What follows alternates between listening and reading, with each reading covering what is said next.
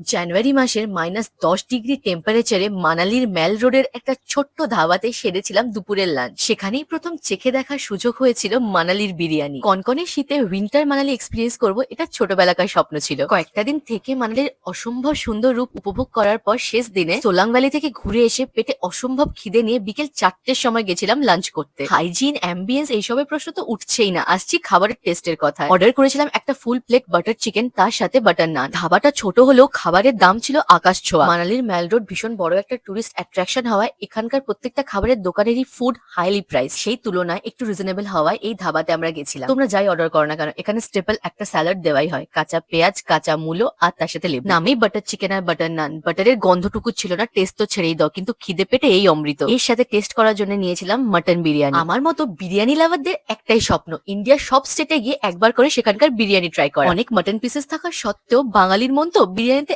আলুর অভাব বোধ করছিলাম ভীষণ। এইটুকু বিরিয়ানির দামই প্রায় 350 টাকা নিয়েছিল। কলকাতায় পাড়ার মোড়ের ছোট দোকানগুলোর বিরিয়ানিও যেন আঙুল চেটে খাওয়ার মতো, কিন্তু এটাকে ঠিক বিরিয়ানি বলা যায় না। এটা অনেক ঘি মশলা দেওয়া তাওয়া পোলাওয়ের মতো, যেখানে না আছে বিরিয়ানির স্বাদ, না আছে গন্ধ। মনে অনেক আশা নিয়ে বিরিয়ানির মাটনে একটা কামড় বসালাম। কিছুক্ষণ চেবানোর পর টেস্ট আর স্মেলটা একটু অদ্ভুত লাগলো, তারপরে বুঝলাম এটা আসলে মাটন নয়, পাহাড়ি ভেড়া।